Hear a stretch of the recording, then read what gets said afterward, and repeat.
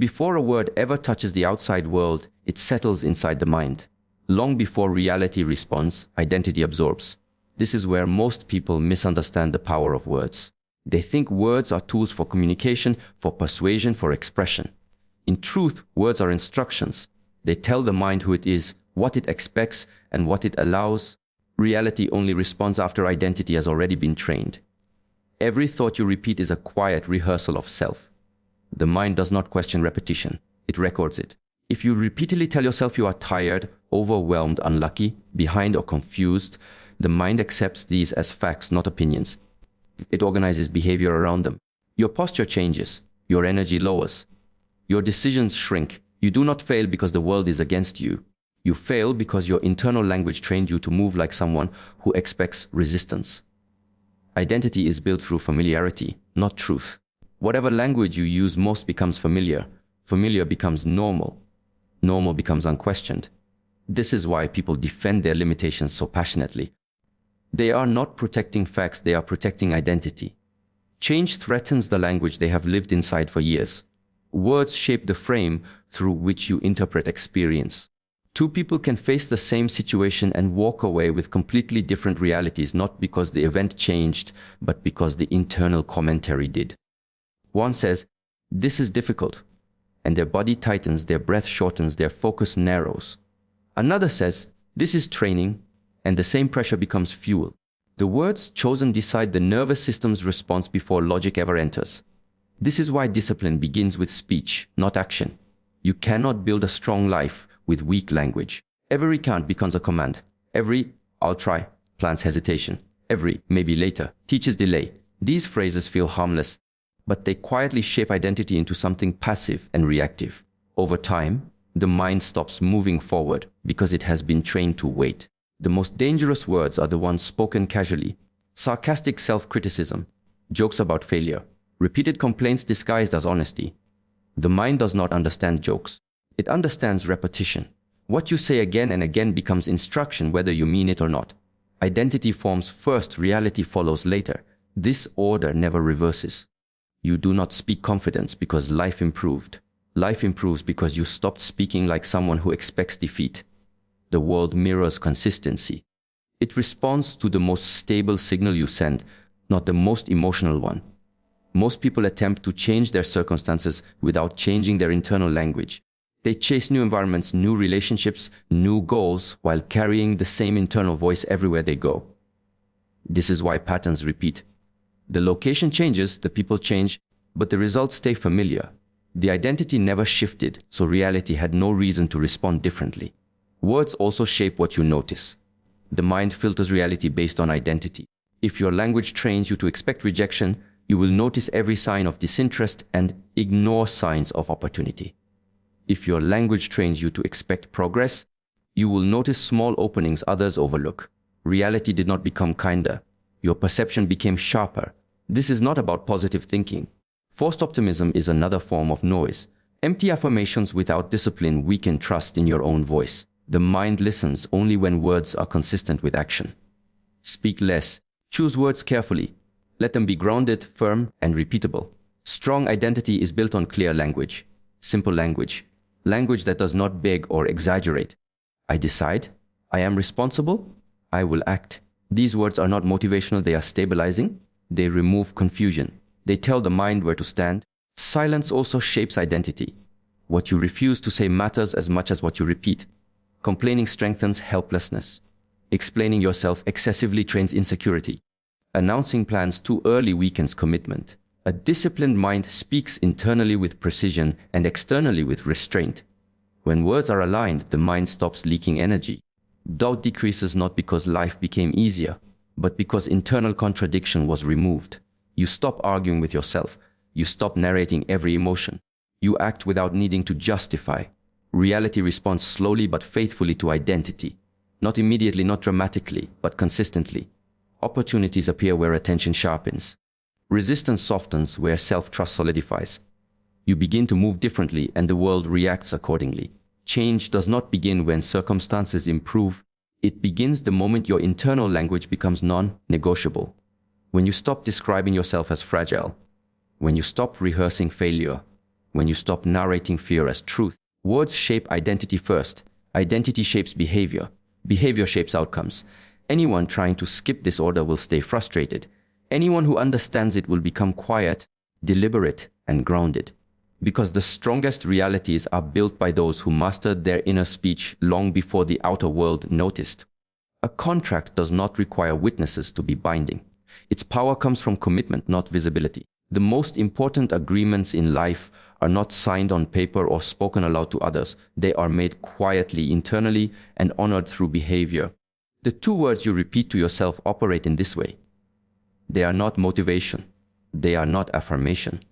They are a private contract between you and your own discipline. When words are spoken inwardly, they bypass performance. There is no audience to impress, no validation to seek, no image to protect. Only honesty remains. This is why private words carry more weight than public declarations. In silence, the mind cannot lie to itself for long. It either obeys or reveals resistance. Most people dilute their intentions by sharing them too early. They confuse expression with commitment. Saying something publicly gives a temporary feeling of progress, but it often replaces the work itself. The mind receives the reward of recognition without having earned the transformation. The contract weakens the moment it is exposed to noise. A private contract works because it removes negotiation. When you decide internally, you are not asking for permission. You are not checking whether conditions are ideal. You are not waiting for motivation. You are establishing a standard. Standards do not argue. They guide. These 2 words function as an internal command, not a wish. A wish leaves space for excuses. A command creates alignment. When repeated consistently, they train the nervous system to respond with action rather than debate. The body begins to move before the mind creates stories. This contract is renewed daily, sometimes hourly. Not through emotion, but through repetition. Discipline is not a single decision. It is a series of small obediences. Each time you honor the words privately, trust with yourself increases. Each time you break them, self-trust erodes quietly. Self-trust is the foundation of confidence. Not personality confidence, but structural confidence. The kind that does not require reassurance.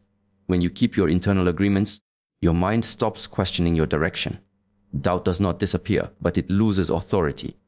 The reason these words must remain private is not superstition. It is structure. Public language invites external influence. Opinions, expectations, comparisons, and projections enter the space. What was once clear becomes distorted. The contract shifts from internal alignment to external validation. Silence preserves clarity. It allows intention to mature without interference. Just as a blade is sharpened away from distraction, intention strengthens in isolation. A mind that constantly explains itself loses depth. A mind that works quietly gains precision.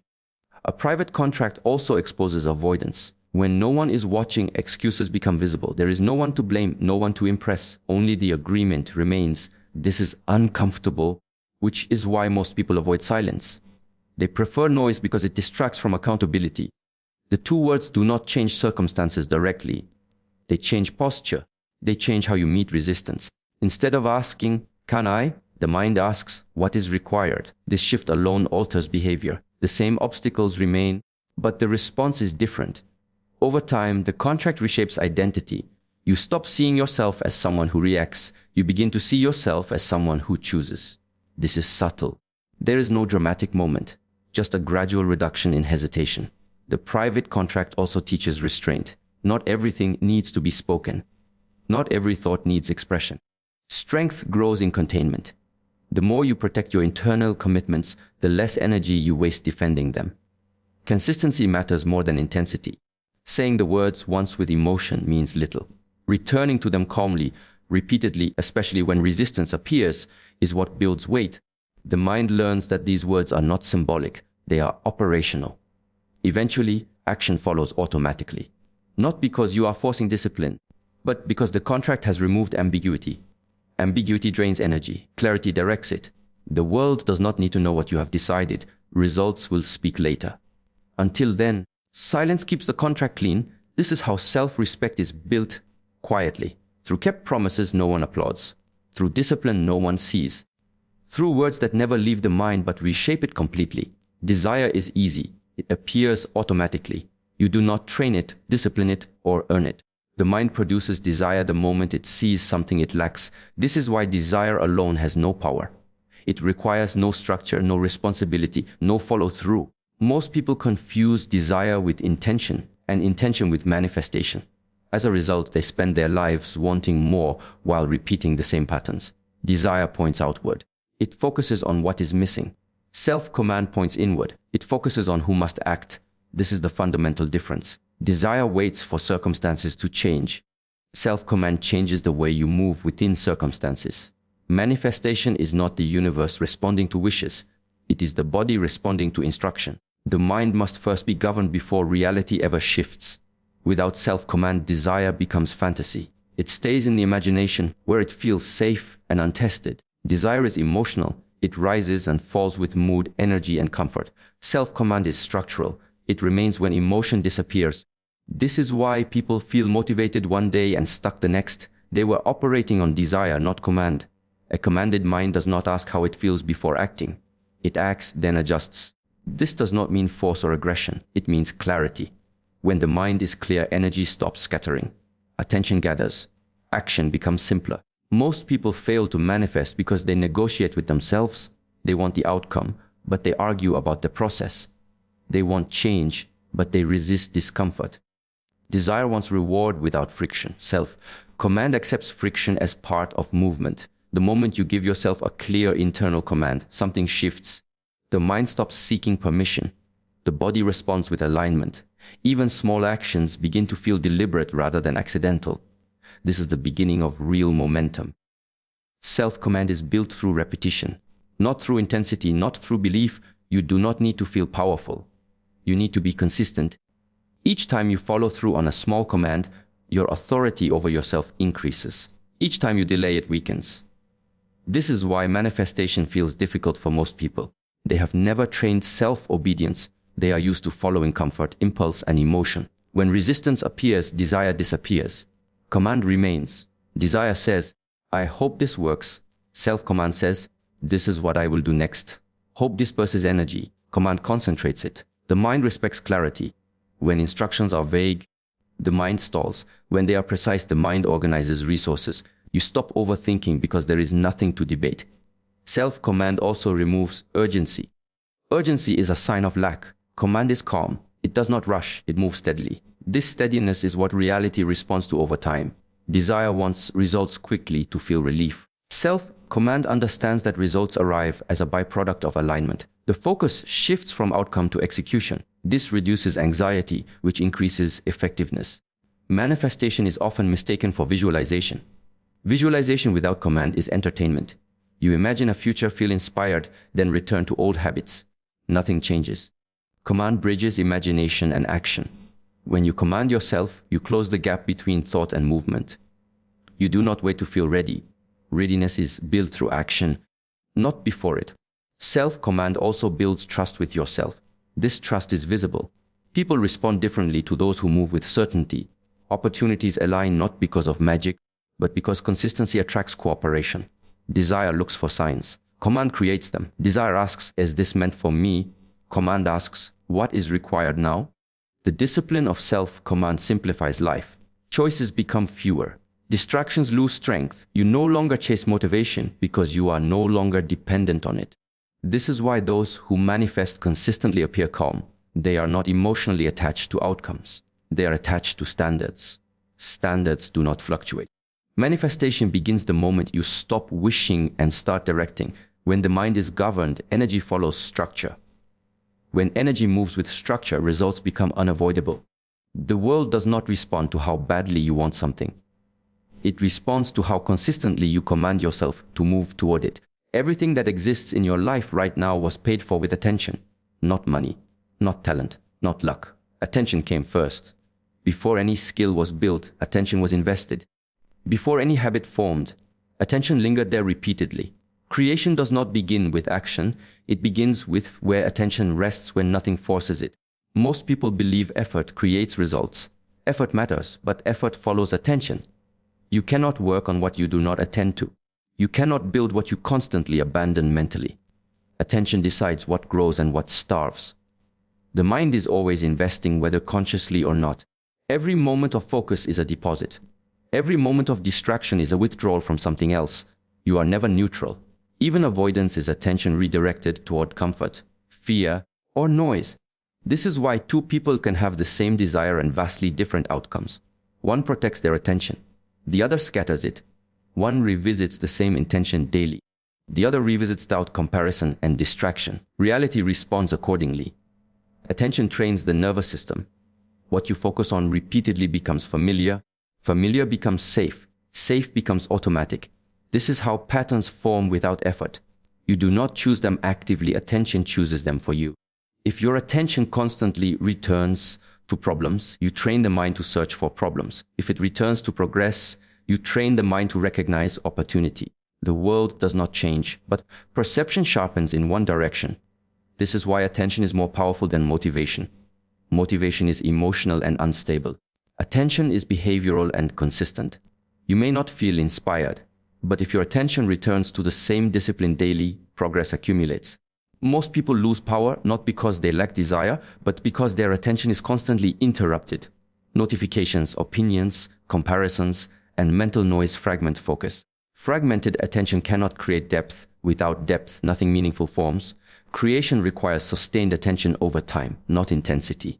Duration. A short burst of focus followed by abandonment produces nothing. Reality responds to consistency, not excitement. This is also why complaining is so destructive. Complaining feels passive, but it is active attention. Each complaint reinforces the identity of someone stuck. The mind listens. The body adapts. Action slows. Attention also determines emotional experience. Anxiety is attention placed on imagined threat. Peace is attention placed on what is stable. Confidence is attention placed on capability. These states are not random. They are practiced. The mind becomes what it watches. If you constantly watch others, you weaken self-direction. If you constantly watch the future, you lose presence. If you constantly watch the past, you reinforce limitation. Attention anchors identity. Creation requires containment. You cannot create while constantly reacting. Reaction spends attention on what already exists. Creation requires attention placed on what you are building, not what is distracting you. This is why silence is powerful. Silence removes external demands on attention. It reveals where the mind naturally goes. Most people avoid silence because they discover how undisciplined their attention has become. When attention is untrained, it jumps to comfort. Comfort avoids growth. Growth requires staying with discomfort long enough for adaptation to occur. Attention is also finite. Every yes is a no elsewhere. When you give attention to trivial things, you starve important ones. When you spread attention thin, nothing receives enough to grow strong. This is not about isolation or obsession. It is about intentional allocation. You decide what deserves repeated attention and what does not. This decision shapes your future quietly. People often say they want change, but their attention contradicts them. They say they want clarity, but consume confusion. They say they want discipline, but feed distraction. Reality mirrors the stronger signal. Attention strengthens whatever it touches. Fear grows when fed, doubt grows when examined repeatedly. Confidence grows when action is observed and reinforced. You are always feeding something. This is why manifestation feels mysterious to those who do not understand attention. They look for techniques while ignoring habits of focus. They visualize for minutes and distract themselves for hours. The larger investment wins. Attention is the real currency because it precedes effort, emotion, and outcome. What you attend to consistently becomes your environment, your identity, and eventually your results. When attention is deliberate, life becomes simpler. You stop chasing many things and build one. You stop reacting and start directing. You stop hoping reality changes and begin shaping it through focus. Nothing meaningful appears suddenly. It accumulates quietly where attention returns again and again. Intention without stillness is unstable. It appears briefly, feels strong, then dissolves under noise. Most people believe intention fails because they are not motivated enough or disciplined enough. In reality, it fails because it is constantly interrupted. A scattered mind cannot hold a direction long enough for it to take form. Stillness is not inactivity. It is the absence of internal interference. It is the condition in which intention can settle, sharpen, and gain weight. When the mind is moving in too many directions, intention becomes just another thought competing for attention. It has no authority. A restless mind changes its goals frequently. One day it wants growth, the next it wants comfort. One moment it decides, the next it doubts. This inconsistency weakens intention before action even begins. Stillness removes this contradiction. It slows the internal dialogue enough for clarity to emerge. Intention requires space. Just as a sound needs silence to be heard clearly, intention needs mental quiet to be felt fully. When the mind is filled with commentary, comparison, and reaction, intention is drowned out. You may think you know what you want, but noise distorts it. Stillness brings intention into the body. Without stillness, intention stays abstract. It remains an idea. When the mind becomes quiet, intention becomes physical. Posture adjusts. Breathing changes. Action feels natural rather than forced. Most people avoid stillness because it exposes distraction. In silence, you become aware of how often the mind seeks escape. This discomfort is not a problem. It is information. It shows where attention has been untrained. Stillness is a discipline. It is practiced, not achieved once. You return to it repeatedly. Each return strengthens your capacity to hold focus without agitation. Over time, intention stops fluctuating. It becomes stable. When intention is stable, effort decreases. You no longer push yourself constantly. You move with direction. This conserves energy. Scattered effort exhausts. Directed effort compounds. Stillness also reduces emotional interference.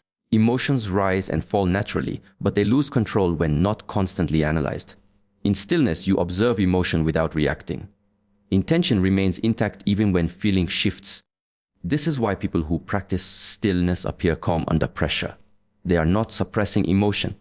They are not controlled by it. Their intention has priority. Stillness removes urgency. Urgency is a symptom of inner chaos. It creates haste which leads to mistakes. In stillness, time feels sufficient. You act when required, not when anxious.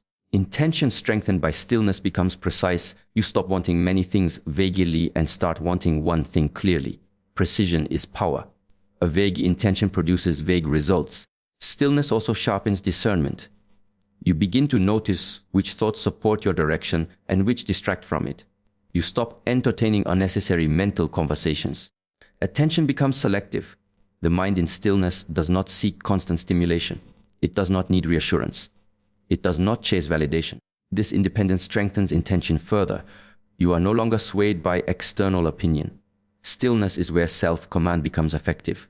Without stillness, commands are drowned in mental noise. With stillness, a single directive can guide behavior for hours. This is why silent routines are powerful. Sitting, breathing, walking without distraction. These practices train the nervous system to tolerate quiet. Once quiet becomes familiar, focus deepens naturally. Stillness also exposes false intentions. Some desires are borrowed, driven by comparison or insecurity. In stillness, these fade. What remains is what actually matters to you. This purification makes intention stronger. Over time, stillness changes how you experience effort. Resistance feels less personal. Obstacles feel neutral. You respond instead of react. Intention continues uninterrupted. Stillness does not make life slower. It makes action cleaner. You waste less energy correcting mistakes caused by haste. Progress becomes steady. A noisy mind constantly resets. A still mind builds momentum. This is the difference between starting repeatedly and continuing. Intention amplified by stillness becomes difficult to shake. Distractions lose strength. Doubt passes through without settling. The direction remains. This is how real change occurs. Not through force, not through constant thinking, but through quiet consistency. Stillness holds intention long enough for reality to reorganize around it. Belief feels powerful, but it is unstable.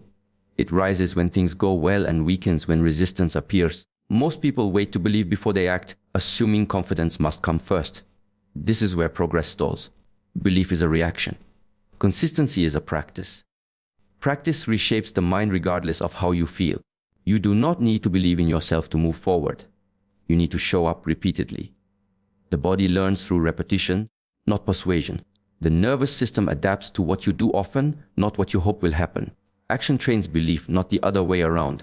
Belief is abstract. Consistency is physical. Belief exists in thought. Consistency exists in behavior. Reality responds to behavior. It does not negotiate with thoughts. Most people overestimate the power of belief because belief feels motivating. Motivation feels like progress, but it is not. It fades quickly. Consistency continues when motivation disappears. This is why routines outperform inspiration. A routine does not care about mood. It functions whether you feel confident or not. Over time, routines build structure. Structure produces results. Results eventually create belief, but belief is no longer required. The mind is convinced by evidence. Consistency produces evidence. Every small repetition becomes proof. Proof quiets doubt more effectively than affirmations ever could. Waiting for belief is a form of delay. It allows fear to stay in control. Fear thrives on uncertainty. Consistency reduces uncertainty through familiarity. What is familiar feels manageable. People who rely on belief quit when conditions change. People who rely on consistency adjust and continue. This is the difference between intensity and endurance. Consistency also simplifies decision-making. When behavior is regular, fewer choices are required. Less decision-making reduces mental fatigue. Less fatigue increases follow-through. Belief fluctuates with comparison. When you look at others and measure yourself, belief rises or falls. Consistency is independent of comparison. You perform your practice regardless of where others are. This is why silent progress is powerful. No one sees it, no one validates it, but it compounds. Consistency trains identity. When you act in the same direction daily, you begin to see yourself differently.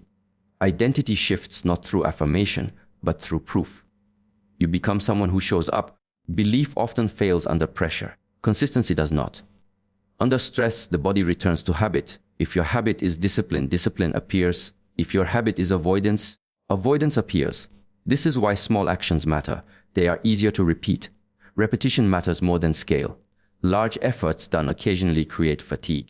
Small efforts done daily create momentum. Consistency also removes emotional negotiation. You stop asking, "Do I feel like it?" You act because it is time. This neutrality protects progress. Belief can create arrogance. Consistency creates humility. You focus on work, not self-image. Over time, consistency builds trust with yourself. Self-trust is more stable than belief. Belief can disappear. Self-trust remains because it is built on experience. Results arrive quietly. There is no dramatic breakthrough, just accumulation. Most people underestimate how much consistency can change in a year because they overestimate what belief can do in a moment. Consistency also creates resilience. When setbacks occur, routine remains. You do not need to rebuild from zero. You return to structure. Belief seeks reassurance. Consistency seeks execution. Execution produces outcomes. Outcomes reshape reality. This is why consistency outweighs belief. Belief is optional. Consistency is not. Those who wait to feel ready remain waiting. Those who act consistently become ready through action. Reality does not respond to confidence. It responds to continuity. What continues grows stronger. What is inconsistent dissolves. Consistency is quiet. It does not announce itself. It does not promise. It performs. In the end, belief becomes unnecessary because behavior has already proven what is possible.